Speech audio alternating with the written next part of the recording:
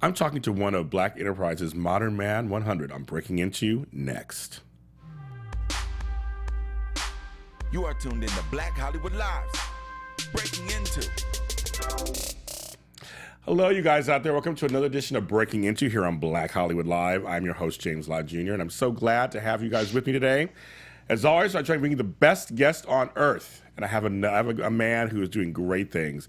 I am honored to have him on my show. He is successful. He is executive produces TV films and films. He's the CEO of LDI Networks. Like I said, he's one of Black Enterprise's Modern Men of 100, which is like, it's great stuff. Very proud to have him on my show. Louis Arriola, how are you, sir? I'm very good. Happy to be here. Welcome, welcome, welcome. So I want to start with just one big question. Sure. What does it mean to you being a Black businessman? I think it's a honor to be put in a situation that allows me to give back to the community, and for me, it is about giving back, putting opportunities, given situations that allows people to put it to work, being able to let them learn how to put things together. We're actually forming a company called Unleashing Giants, and Unleashing Giants it's an after-care program that we allow to kids to learn how to, from the beginning, from getting a script, writing the script, acting, producing it, and then editing, and then premiering the movie. Wow. This is the things that being successful as an entrepreneur allows me to build other platforms to teach young people, but not only to teach young people, but to also give jobs to young men as well that's coming up. I love that name, Unleashing Giants. I think it's a great Yes. name. Great name. I like that. I like the fact that, those of us who do move ahead should always try to carry the rest of us, teach us to come together and come up, because it should be not just that one slot. It should be a million slots, correct? Absolutely. I think if we are able to move forward, we need to bring people that's need a hand, bring them up as well. I like the idea of starting young, because that's where the foundation is. You start with young kids, teaching them how. I've had people on my show who do gardening, who do other things, and they always say you should start young and start to instill in them and show them examples of what they can be. Correct? Absolutely, and especially the program that we're building is an after-school program. It's right now we're in 30 different schools throughout LA right now. Wow. And we're looking to even increase those numbers. But what it allows me, and what I found out, is if with this program, it allows kids to learn how to write, how to budget, because in the film business you need to create a budget, you need to figure out how to raise that money, but not only, more important is to be able to communicate what you're trying to sell to others. And I think this program that we're doing allows these young kids to look at not only at a film or an entertainment, but in other avenues of life that they want to go to. I was going to say that. This is all value information, just period. I mean, Absolutely. These are great skill sets to teach people.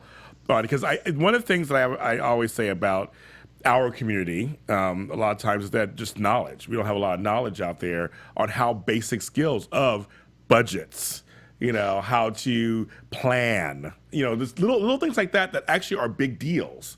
And how to, like, when you to get a house or do this or a job, or how to present yourself to somebody out there. And I love that you're going to teach all this to the kids out there, how to kind of present themselves. Yeah, these kids start anywhere from from the third grade on up to junior high school, and then we're trying to get into the high school sections as well. So there's a big plan for us to teach young people to be able to be productive citizens in the community, to be able to not only be given something, but to have to learn to be able to do it themselves. And I really truly believe that it's the most important thing for a someone that has success is to teach others, not to give any. Is to teach them what you know. What's the whole thing of teach them how to fish and they'll eat the rest of their lives kind of thing? Not Exactly. just giving them fish and saying here's some fish. It's like no, actually teach them how to do it, and then you can work it out. I mean, the thing about America that is great. We are a land of opportunity. I mean, we really are a land of entrepreneurship. I'm an entrepreneur also, and I have companies and things, and it's one of those things that we can do that in this country. A lot of countries you can't do that. This one we can actually set up things and work from the ground up to build something.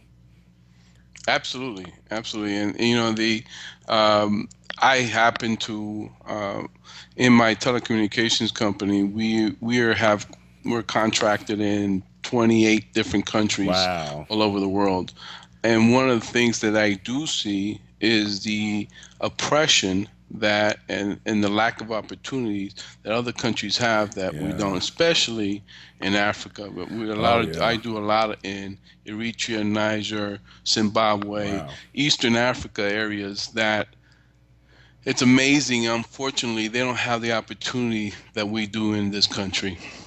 What was it like for you to go to Africa for the first time? I'm actually curious about that.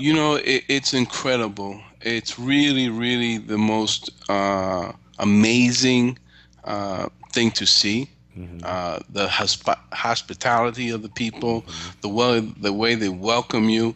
It's very, very hospitable countries. Different in different countries. Obviously, in Africa is different, but in general, the people are very hospitable. I always say, and it's funny that you seem to be the kind of person who agrees with me. I always say we come from culture that's about the village. We come from a culture where we're supposed to stick together. We lift each other up. The elders are respected. We teach the younger people. And I feel like in America, we kind of lost some of that here. And I'm always trying to create it myself and doing shows like this. I get to do shows like this. You're part of my village, Louis. Now I know he's part of this village. It's like you're the same way. You want to create that kind of that togetherness here too, in business and otherwise. Absolutely, I agree. I agree in that family orientation because that's where you learn your values. That's where you learn the loyalty that someone needs to be able to give forward as well. What do you say? Because you're going to these schools and things. What do you say to people? Some of the kids that are like that feel like there is just no hope. I mean, we turn on the news and there's all kinds of stuff we hear out all the time. What do you say to them? You know what? My thing is believe in yourself. But don't look at what other people tell you. Don't hear or don't listen to what other people tell you. Do what you want to do. If you love what you do, if you want to do it, the opportunity is here. It's just you have to go out and do it. Learn how to do it and then go do it. And that's what I'll tell everybody. It's don't listen to the negativity. Don't listen. It's because of your environment. You can't move forward. Learn what you would want to do, Okay, and then go out and do it. that's smart. Actually, learn it, master it, learn Exactly. it. Yes, and then you can go out there and show people. And, and someone out there is going to not be able to deny your talent. Obviously, they'll be like, "Oh my God, yeah, this person knows what they're doing." They're going to have to hire you or have to accept what's going on with you. And the thing is, one of the things is, and I teach my kids the same thing is, don't initially do it because it's the best paying job. Oh, yeah. Because what happens is if you don't like to do it, then you're never going to be great at it. Oh, okay. Do what you want to do first. Listen, figure it out what that is. And some people might not know that initially. They might not understand what they want to do. But what they eventually, when they grow in, they figure out fireman, policeman, Yeah. whatever that might be. Obviously, a policeman might not be in the top Yeah, list now, yeah. but Yes. but in growing up, we had some respect for the police. Yeah, we did. Police was respected to become, and you wanted to become that kind of figure. True. Now, unfortunately, that's been tainted. Yeah. But for the most part, do what you want to do, learn it, and then pursue it. I think it's great advice. It took me 40 years to find my calling, but I know that everything that I did is not a mistake. Obviously, I mean, I had other careers and things, but you're right. I went after the money at first. Well, I came up in the '80s where it was just like money, money, money, get the money, get the money, and parents say, go to college and do this because it's money. And then I learned that not all money is good money. And I was making, I was making, I had a job. I was making $100,000 a year plus benefits, and I hated it. My stomach hurt every day. Like literally, it hurt. And so when I quit that job, my stomach stopped hurting. Everybody thought I was crazy, but I'm much happier now than I was then. Absolutely. I always, when I started my business in telecommunications, I was the vice president of operations for AT&T. Oh wow, okay. I was earning for data centers. I was earning a very, very cushion job, all benefits paid, and I had some money in the bank as well. But I hated my job. I hated Yes. going to work every day. So I quit my job to start my business. It took me about 3 years, broke, borrowing Oh, yeah, money. yeah. Okay, but what I did have, and everybody telling me, "Oh, why don't you get yourself a job?" Yeah. But I believed in myself, and today, this year, my company is going to do $400 million in Hello. sales. Let's drop the mic, everybody. Let's just drop the mic. That's it. So- Exactly. No, exactly. Just stick it out. Believe in yourself. I do. I agree with that. You have to be your biggest fan and cheerleader. You have to be. Absolutely. Just kind of to do this. I've learned that also. People are always going to tell you what they think. They're going to give you their opinion, which is just that. They're going to tell you. Some people, even well-meaning people, because that's the one that I always try to tell people sometimes. It's the ones that you're close to who are well-meaning. Could be a parent, could be a sibling, could be a partner that's going to try to tell you, no, you shouldn't do this, or the reasons why you shouldn't. You have to kind of blank them out too and go, nope, I really believe in this, and do it. Absolutely. One of them was my wife. She's like, "You better go get yourself a job." And you start sometimes, and there's no doubt. Sometimes you start thinking about whether am I doing this or can I do it, and there's doubts that creep up. But if you continue doing the right things, eventually, the results will be the right things. I like that. Where are you from? I'm originally from Brooklyn, New York. Hey, Brooklyn. My grandmother right now, they keep renaming these areas. When I grew up, it was Park Slope, and now it's called Kensington, where she lives. She's Fort Hamilton Parkway. Okay. So I go back there all the time. And I'm just like, she's actually around the corner from actual Prospect Park, basically. But they named it Kensington now. I'm like, I don't know what that is. I'm like, I didn't grow up with that over there, but I love Brooklyn. Love Brooklyn. Like that's why I like you. I can tell the New Yorkers. Yeah. I was born and raised in. I was raised in Flatbush. Okay, Flatbush. Yes.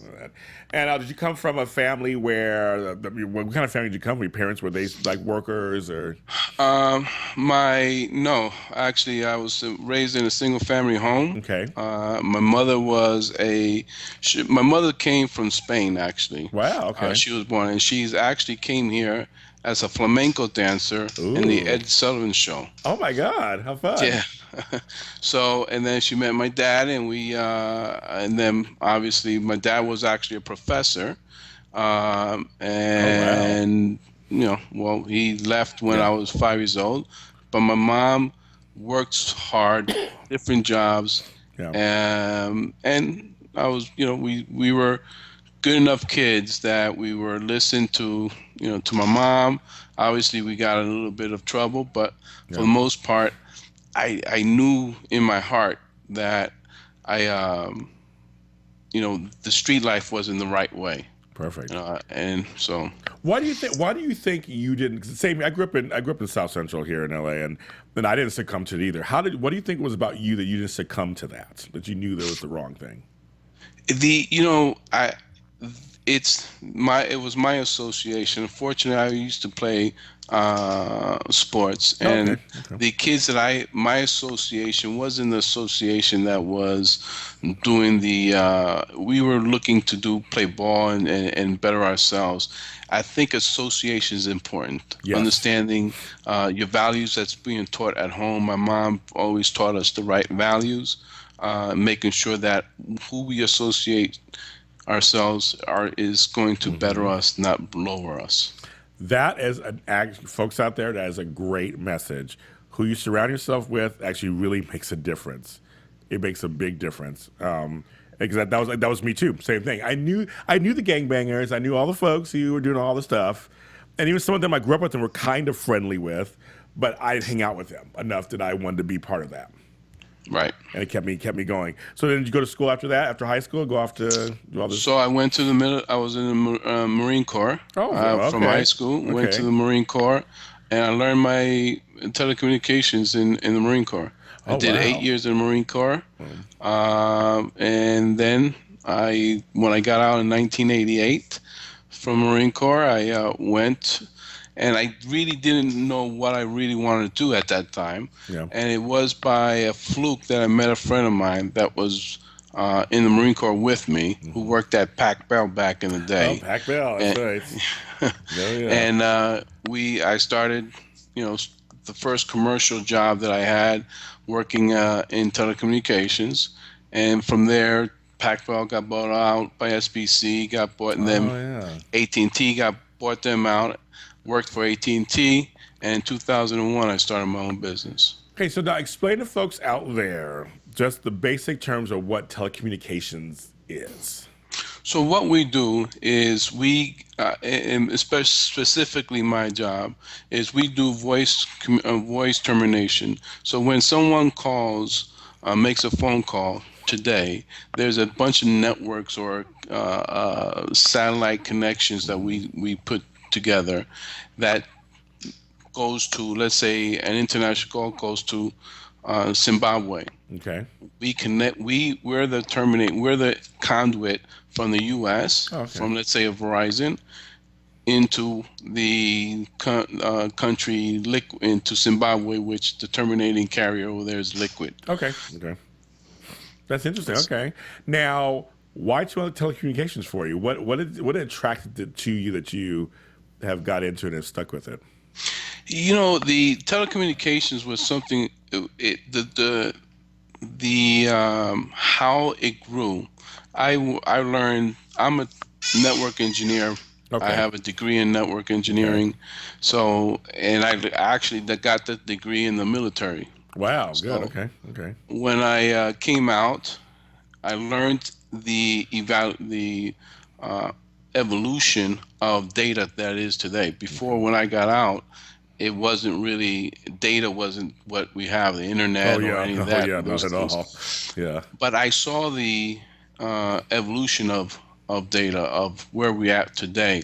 But the VoIP calls, or what we do before, was actually created for the military, for the soldiers on the field to be able to, instead of using the big old rucksack with the antenna that you saw in the movies. Yeah. Well, now, back then in the 70s and early 80s, they had these helmets that the guy from the central office was able to communicate to the soldiers on the field. Wow. And that's how it was evolved, and then went to the sector.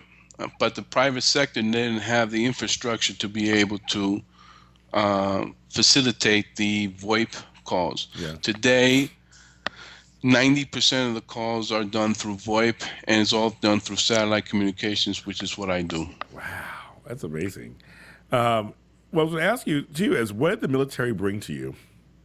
It's brought me structure, though. Okay. Military it taught me how to work with people. Okay. It taught me how to, it gave me a sense of structure and being able to if I had a subordinate or if I had a head, it allowed me to work within that chain of command. So I was able to then learn how to manage people as Yes. well as Okay. to be managed. That's actually a good quality to have. Both good qualities to have. Actually, you know how to manage people and be managed. That's a great thing, actually, because you can navigate the business world. Absolutely. God, that's great. And so the military, you got the telecommunications. I mean, so you've been doing this. You said 2001 you started. What made you decide to start your own business? Like that's something that's a whole other animal. You know, it's a whole bunch of stuff. You're like, okay, now I'm going to do this on my own and head something. Yes. So the and a lot of people thought I was kind of That's a crazy lot of doing work. I know. Oh my God. it. I just did not like the way the structure when AT&T came in, and I felt like I can do it on my own better. Okay. It call me crazy what I at that time people did, I'm sure. but I hated going to work. I didn't like Yeah. my boss at the time, I understand. and it was more of okay, if you put your money where your mouth is, Yeah. and I did.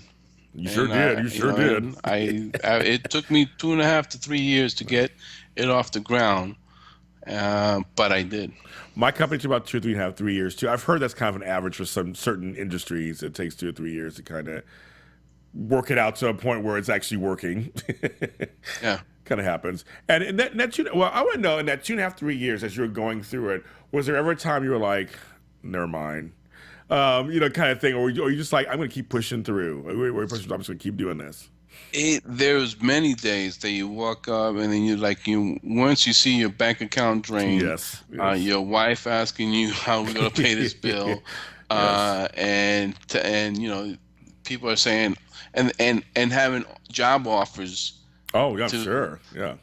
given to, hey, we got this job offer, and declining it, you start doubting yourself, but I just knew I was doing all the right things. Yeah. I did got all myself in front of the right people. I had the right networks. I just needed a break, and I got it. I remember it was a gentleman from Guatemala.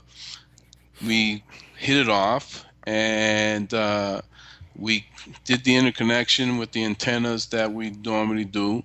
And then we had the right equipment. I got the funding for the business that we needed to get, and the rest is history. I mean, after the third year, my business grew about 75%. Oh my God. After that, it grew up. It started growing and growing and growing. Yeah. I think you're also part of the right place, right time too. Just time period. Absolutely, yeah. It does. Sometimes in order to get the right break, it is the right place, the right time. Yeah, I mean it. Now let's talk about the other part of what you do. Basically, is film and film production. Yes. So how'd you get into that at first? What was like? Because you've done. Let me read a couple of things you've done: A Weekend with the Family, Will to Love, and the upcoming Only for One Night. Only for One Night. So how'd you get into film production?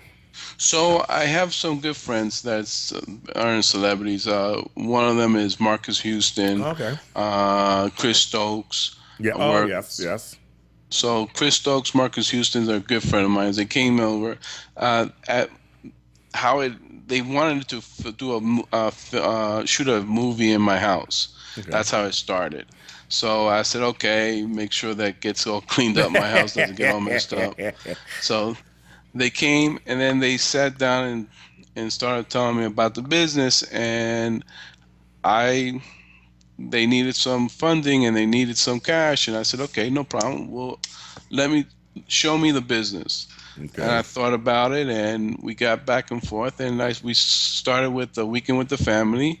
Will to Love actually was the first one. Okay. And then we started doing Weekend with the Family, Only for One Night, and now we've done about 3 more. Very good. We actually just finished the movie last week.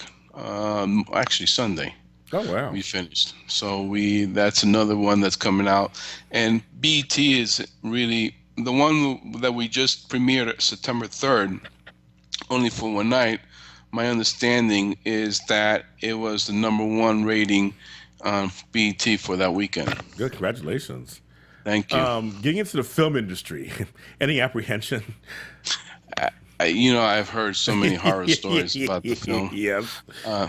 But in business, one of the things that I did learn in my telecom company is to be able to have checklists. And I went down the checklist to making sure that certain things were made sense to me. Okay, you did. Okay. Okay. And it did. And there's always a safety net. And there's certain budgets that I won't go over unless there's a guarantee in distribution. And they've been able, so far, it's been a very successful joint venture with them. Okay, so you approach it like a business, of course, as you should. You have a checklist of things you go through, a certain amount of budgeting you will not go over, and I'm sure there's other things too, of course. So that's how you looked at it as, and that's actually good advice for just anything when you want to do anything with any joint ventures with anybody. I'm sure you should have a checklist of things that you will and will not do. Absolutely, and there's certain also a certain type of movie I will not do. I believe that in clean entertainment. Okay. I believe in that. The entertainment should be able to be viewed by anyone. Yes. So I'm very firm on that as well. That's my next question was like, is there anything in entertainment you wouldn't, because they could throw some stuff at you like, we're going to do this and lots of violence and nudity and cursing, and I was like, but you're like, no, I have a limit of what I will back. Absolutely. And there is there's a definitely something that any nudity I will not do, any kind of violence, any even foul language. Today with the right writers, you can make someone's emotions rise or with just the acting, or just with the certain words that you use without using foul language. You can get your point across and portrayed very, very easily. Well, but the movies that we've been doing lately is kind of comedy, romantic comedy. Okay. Not a lot of thinking involved, in it's entertainment. Well, you're saying something that I do a after show here on our sister network, AfterBuzz TV, for a show called When Calls the Heart. And it's Michael Landon Jr., because you've heard of Michael Landon, of course, from stuff. So that they do these shows where on Hallmark Channel, which is very much family friendly. And what we're finding, there's an audience out there that's craving regular just entertainment without a lot of craziness. Absolutely. And there is definitely, and you won't believe how many people come up and say, "Oh, that I really liked it. And you know what? I liked it because it didn't have this, or it didn't show that." I believe that there is a certain structure in movies or certain void of cleanliness that's in the entertainment today. Today, entertainment, they're sending so much filth, I believe, violence and drugs and all that, and glamorizing as opposed to really cleaning it up and being wholesome entertainment. I agree, and like you said, programs where you, the kids, the grandkids, grandma, can all sit at the same time, watch it, still go through the emotions, still, have happy moments, sad moments, but it's not like you're cringing because now here comes the sex scene, or here comes the excessive cussing, or here we're gonna blow the person's brains out. I mean, it's kind of like, especially on TV, it's kind of nice to see regular, just straight up. Like when I was a kid, we had regular programming. We saw just regular, there was just stuff on TV that wasn't bad or anything. But I think it's really interesting that nowadays you just mirrored it again for me. There's an audience that really wants it, and if your show is number one, that makes sense. There it is. Yeah, you build, they will come. Obviously, absolutely, and the networks really enjoy that as well. Yeah. It's it doesn't we can be number one without the graphics. Yes. And so there's certain networks that we won't go to, certain networks that we stay within our sweet spot, I guess, if you want to say. Yes. And and they're we're happy with that as That's well. great. That's so great that you get to diversify yourself. Okay, so you know, we're a little older. Well, I'm not gonna say our ages. We're older gentlemen. Do you find work and work ethic, is it changing for you? Do you see it? Does it feel different for you these days as you get a little older? Yeah, it does. I agree. I totally agree.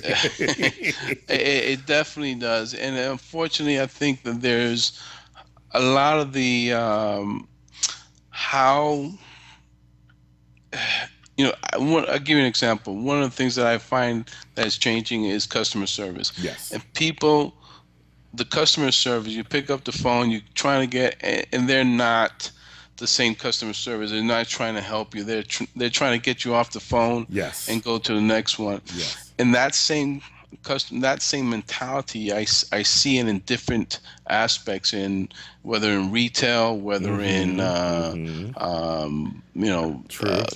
customer service over the phone, food service sometimes.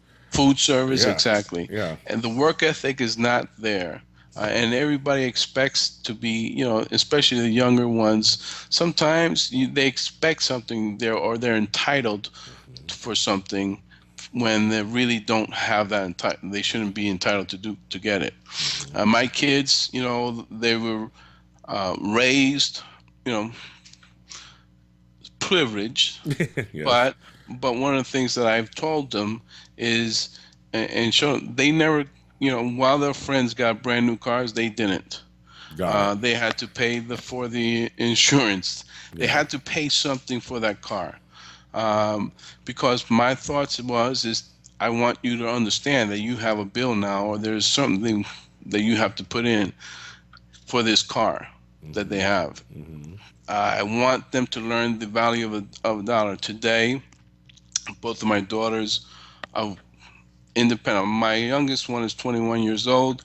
My oldest one is 32, and all three, and my middle is 30, and all three of them are independent, well off in their careers. And they're just because they understand the value of a dollar, and they understand what it takes to earn it. First of all, you look too young to be having 32-year-old children. I'm a grandfather myself, so I know how that is. So I'm like, it's kind of crazy. It's like, we're too young for this kind of stuff. That's crazy. Yeah. They're grown women. But it's great that your daughters, especially, because, for women, that they're out there independent, they're strong, and making it for themselves. That's great. Yes, and it comes again. It goes back to the values at home, and teaching them the right values.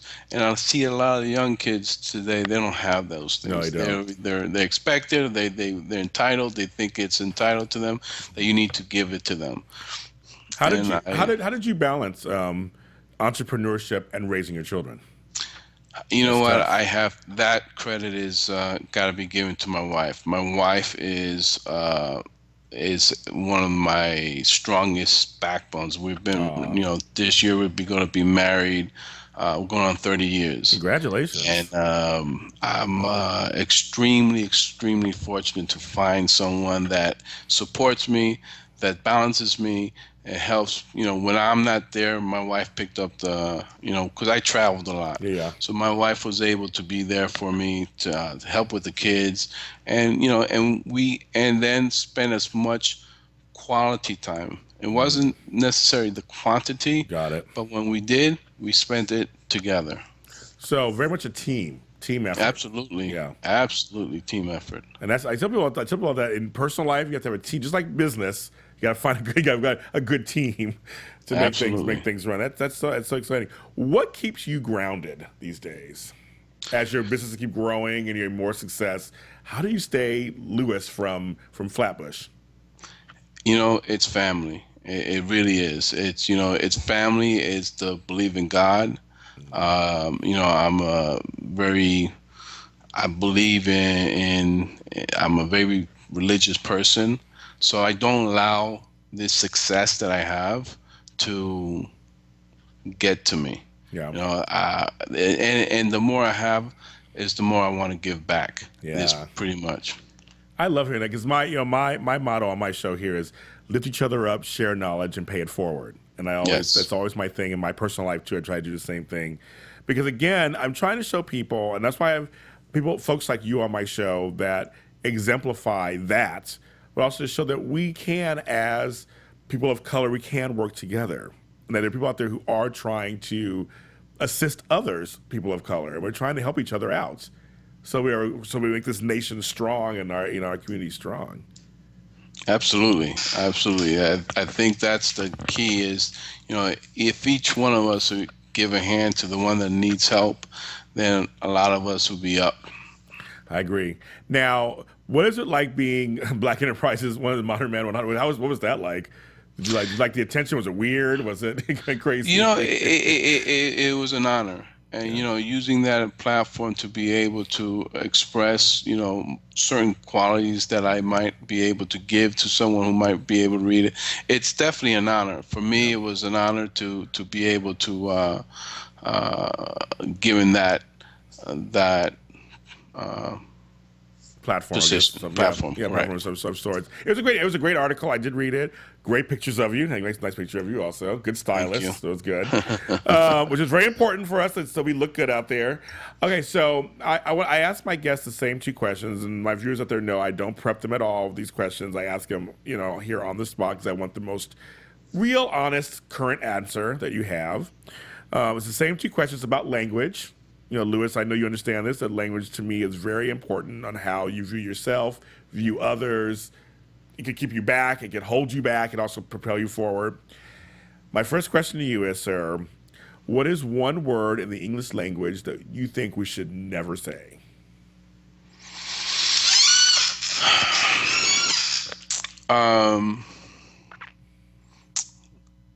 For me, I never use any derogatory word. I don't use the N-word for sure. Okay. And I don't use the word F. Okay. Got it. Yep. Now, the reverse of that, what is one word you think we should say more of in our vocabulary?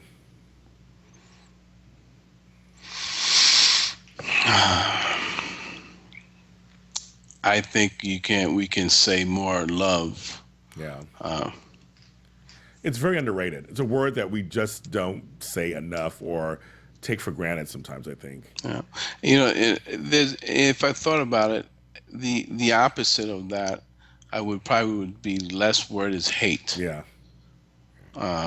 So I would not use the word hate, because in reality, if for someone to really use the word hate, it's got to be something deep and negative inside you. Yes, and sometimes the word, like kids will say, "I hate you." It's like, you don't hate me, obviously. You're just saying it to hurt me on some level. Right. It's not. So it's not. You actually love me, and you're upset. You're upset with whatever. Especially when I have kids, I would say you can't do that. I hate you. Well, no, you don't. You're just upset. I won't let you do what you want to do. Right. But you still love me, obviously. So I think I agree. Love and hate are kind of the reverse of each other, but they're all under the same umbrella of love, basically. I think. Absolutely. I think so. Absolutely. Louis, what I don't like is how people use the N-word in describing each other. I hate that. Same here. Same here. And I think it's a generational thing too, because it's like our generation really does get that. Like we're not. It's the ones after us that we're reclaiming whatever. I mean, to me, it just seems like it has a negative connotation no matter if it ends in ER or GA. It's still a negative connotation that we're putting out to the universe, and it affects all races when we say it. Absolutely. I've never used that word to describe myself or my friends. I've never done that. All right. So I kind of agree with you on that. Sir, thank you so much for being on my show. It was an absolute pleasure, and I really was honored, and I appreciate the time that I've been here. Thank you so much. You are doing great things, folks. That was Louis Arriola. He's doing great things, and hopefully we'll talk in the future soon. I'm looking forward to more success with your stuff. Thank you very, very much. Thank you. Take care.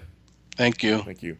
So you guys, that was Louis Arriola, and he's a great guy, and I'm just so happy that he came on my program here on Black Hollywood Live. I try to bring you guys a very, very diverse amount of guests here. Stay tuned. I have another Breaking Into coming up soon with Robert G. Here's the next episode there. You can follow us on our Breaking Into page on Facebook. That's Breaking Into. And then you can follow me at James Lott Jr. on all their social media platforms using the hashtag Breaking Into. And I will see you guys next time. Thank you. From producers Maria Menounos, Dario Kristen, Tiana Hobson, Kevin Undergaro, and the entire BHL crew, we would like to thank you for supporting Black Hollywood Live, the first online broadcast network dedicated to African American entertainment. For questions and comments, contact us at info@blackhollywoodlive.com. Like us on Facebook, tweet us, or Instagram us at BHL Online. And I'm your BHL announcer, Scipio. Instagram me at Planet Scipio. Thank you for tuning in. The views expressed here are those of the host only and do not necessarily reflect the views of BHL or its owners or principals.